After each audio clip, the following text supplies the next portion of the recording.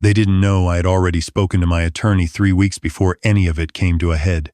They didn't know I had been quietly watching, quietly waiting, quietly documenting every single move my son-in-law made inside the house I had built with my own hands.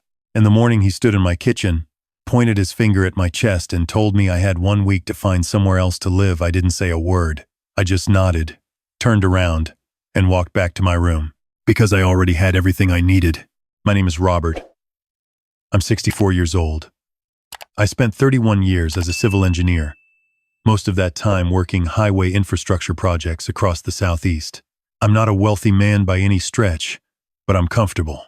I own the house I live in free and clear, a 4-bedroom colonial in a quiet suburb outside of Raleigh, North Carolina.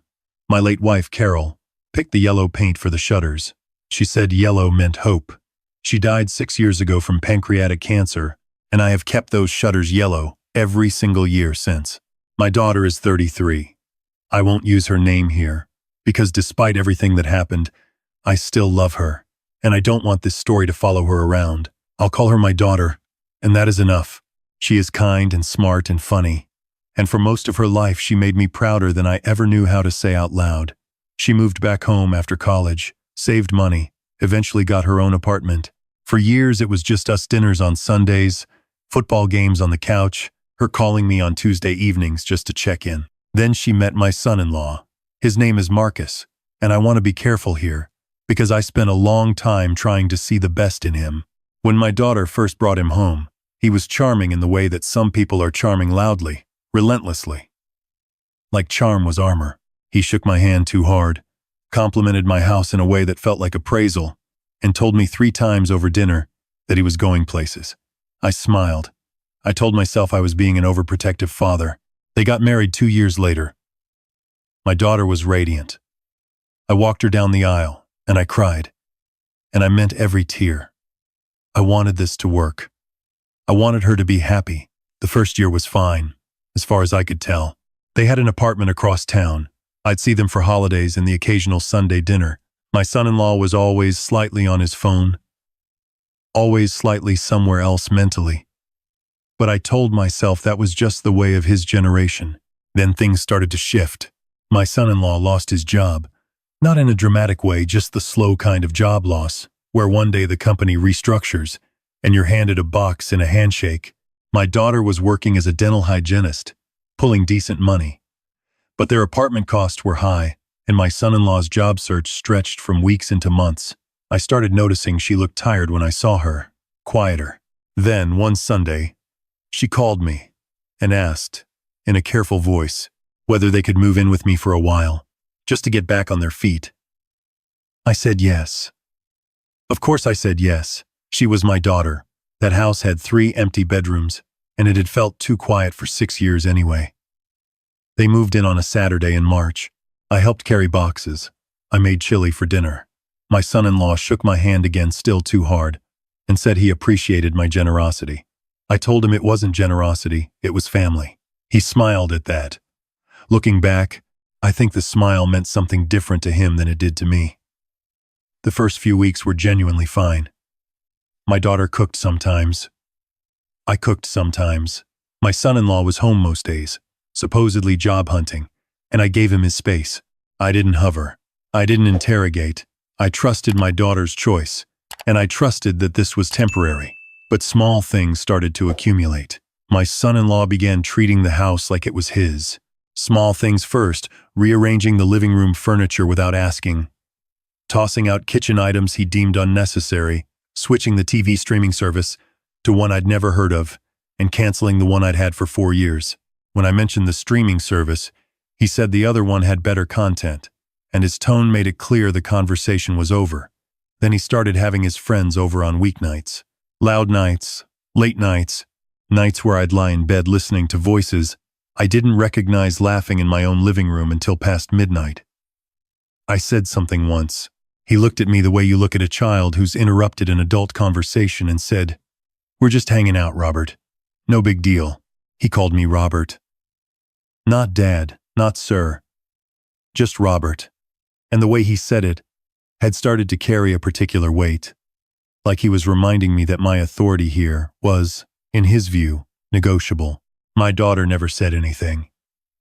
I watched her face during these moments, and I could see her calculating, measuring whether something was worth the argument that would follow. I recognized that kind of careful silence. I had seen it in other women I had known. It scared me quietly. Then my son-in-law found a new project.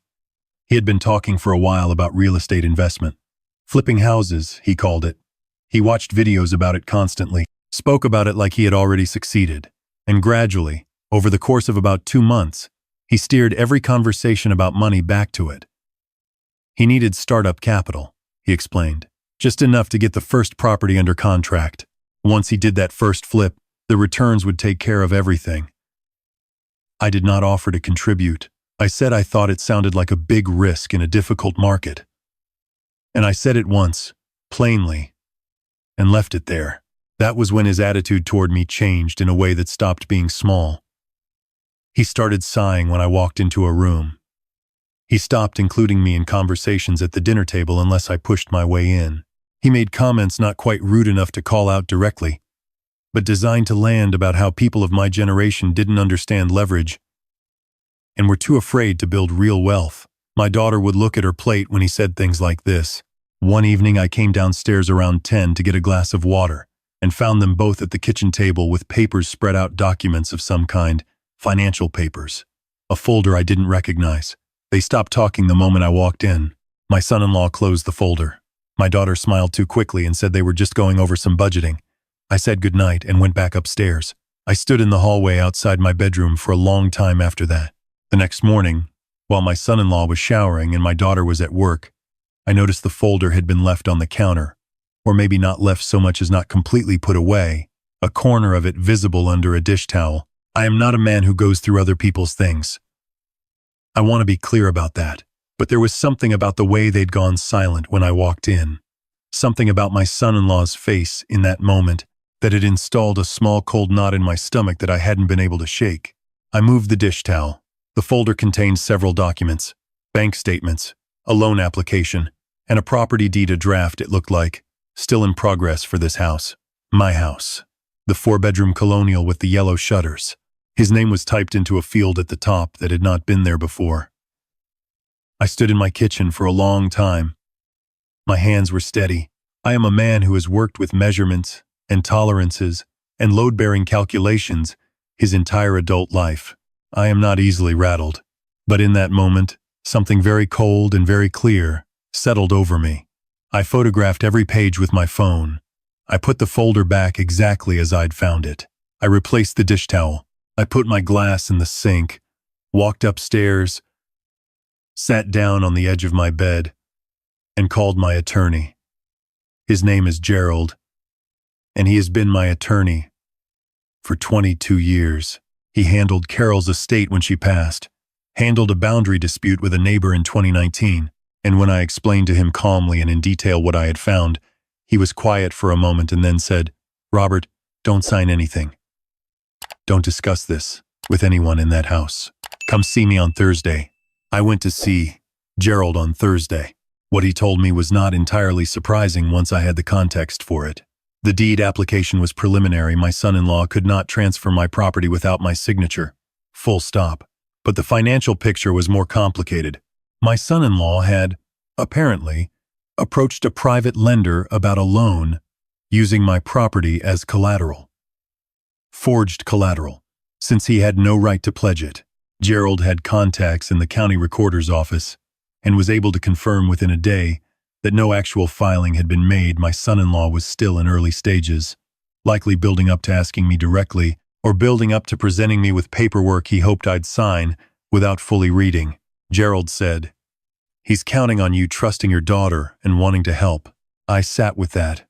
I drove home and I made dinner, and I sat at the table with my son-in-law and my daughter, and I talked about the weather and a road project I'd read about in the news, and I did not say a word. For the next 2 weeks I watched more carefully. I paid attention to phone calls he took in the backyard, to the way he angled his laptop screen when I passed. I made notes. Gerald had asked me to document patterns of behavior, and I did. I wrote down dates and times and incidents in a small notebook I kept in my nightstand. Then came the morning with the finger. He came downstairs early, while my daughter was still at work. He poured himself coffee from the pot I had already made, and then he stood across the kitchen island from me and said he wanted to have a direct conversation. I told him to go ahead. He said that the living situation wasn't working. He said he and my daughter needed their space and their privacy, and that having a parent in the house was creating, and I remember this word exactly, friction. He said he thought it would be best if I started looking at other options. He said he'd give me a week. He was being more than fair, and that this was ultimately what my daughter wanted too. He didn't look uncertain. He didn't look uncomfortable. He looked like a man who had calculated that I would fold. I asked him one question. I asked whether my daughter had said these words to me herself. He said she had asked him to handle it. I nodded. I told him I'd think about it. He nodded back, satisfied, and went into the living room with his coffee. I heard the television go on. I went upstairs, called Gerald, and told him we were ready to move. What happened next took about 11 days and involved very little drama. Gerald filed a formal notice with the county confirming I was the sole title holder of the property. He contacted the private lender my son-in-law had been speaking with and informed them with documentation that no collateral had been legitimately offered and that any agreement made under those representations would be contested. That conversation ended the lender relationship immediately. Gerald also drafted a formal letter, not a cease and desist, just a factual legal summary which I was not required to deliver personally. Gerald handled it. On a Tuesday evening, I sat down with my daughter alone. My son-in-law was out. I poured us both tea and I told her everything. I showed her the photographs of the documents.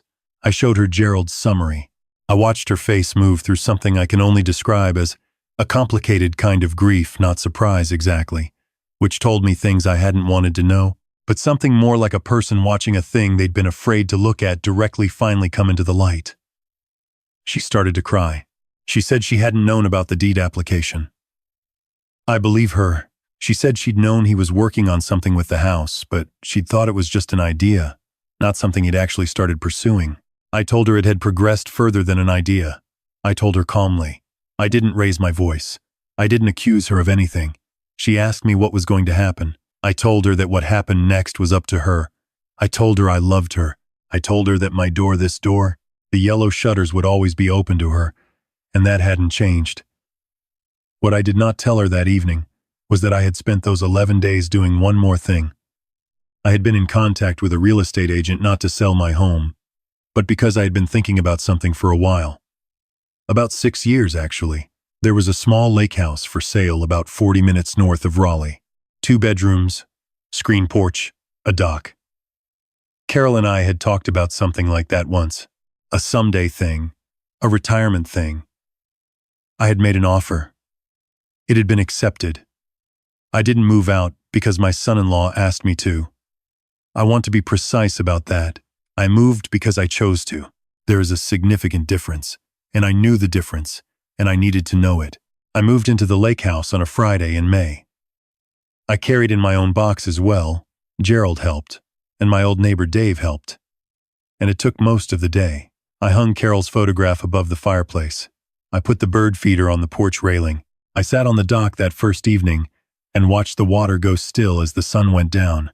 And I thought about the fact that I had not eaten a meal in my own kitchen without measuring my words in nearly 5 months, and now I didn't have to do that anymore. My daughter called that night. She was not living with my son-in-law anymore. She had told me a few days earlier that she'd asked him to leave, and that she was going to stay in the house, my house, the Colonial, while she figured out her next steps. She'd taken some time off work. She was talking to a therapist. Her voice on the phone sounded different than it had in a long time. Clearer somehow. Tired, but clear. She asked if the lake house was nice. I told her there were 2 bedrooms, and she was welcome whenever she wanted. She said she'd come on Sunday. She came on Sunday. We sat on the porch, and I made the same chili I'd made the night they moved in, and we talked for a long time about her mother, and about her childhood, and about a road trip we'd taken when she was 12 to see Dollywood, and it had rained the entire time, and we'd eaten terrible funnel cake in ponchos, and laughed until we couldn't breathe. She talked about her marriage with an honesty that cost her something to produce, and I listened without filling in her sentences. By the time she left that evening, she hugged me in the driveway for a long time without saying anything. I watched her taillights disappear down the road, and then I went back inside. A few weeks later, Gerald informed me that my son-in-law had been contacted by the lender's legal team regarding the fraudulent collateral representation. He was, by Gerald's understanding, facing a fairly significant civil matter. He had also, around that same time, apparently discovered that the house could not be leveraged in any way that would benefit him, since I remained the sole title holder and had made no agreements of any kind. Gerald described this outcome in a dry, professional tone. I thanked him for his work and let that information settle quietly. I think often about the question of what I should have done differently, whether I should have confronted things sooner, said more out loud, had harder conversations earlier. I don't have clean answers to that. I know I waited longer than was strictly necessary because I was afraid of hurting my daughter, and I know that impulse, while understandable, served my son-in-law's purposes far more than it served mine. What I know now, living in a house I chose rather than a house I defaulted into, is that there is a particular kind of peace that comes from acting from clarity, rather than reacting from fear. I didn't throw anyone out. I didn't make ultimatums or dramatic confrontations. I called my attorney. I documented what I observed. I had a quiet conversation with my daughter at the right time in the right way, and then I moved to a house with a dock and a screened porch and the best sunset I have seen in years. My son-in-law told me I had 1 week to find somewhere else to live. He said it with the confidence of a man who believed he had already won. What he didn't understand was that by the time he said those words, I had already found somewhere better. I had already made my choice. His ultimatum was a door I had already decided to walk through. I was just waiting for him to open it. The shutters on the lake house, I should mention, are yellow. Carol would have liked this place. I think about her a lot out on that dock. I think about the years she and I spent building something, a house, a family, a life with weight and texture to it. I think about how much of what we built still exists. In my daughter's face. In Sunday chili. In a phone call every Tuesday evening that is quietly resumed. I am 64 years old, and I live alone on a lake, and I am not lonely. If you are somewhere right now where someone is counting on you to be too tired, or too afraid, or too attached to comfort to protect yourself, I want you to hear this clearly. The moment you stop asking permission to occupy your own life is the moment things begin to change. You don't have to be loud about it. You don't have to win every argument at the dinner table. You just have to be clearer than they expect you to be, and you have to start earlier than feels necessary. Call your attorney on a Thursday. Take photographs. Write things down, and when the door finally opens, walk through it like you planned it. Because you did.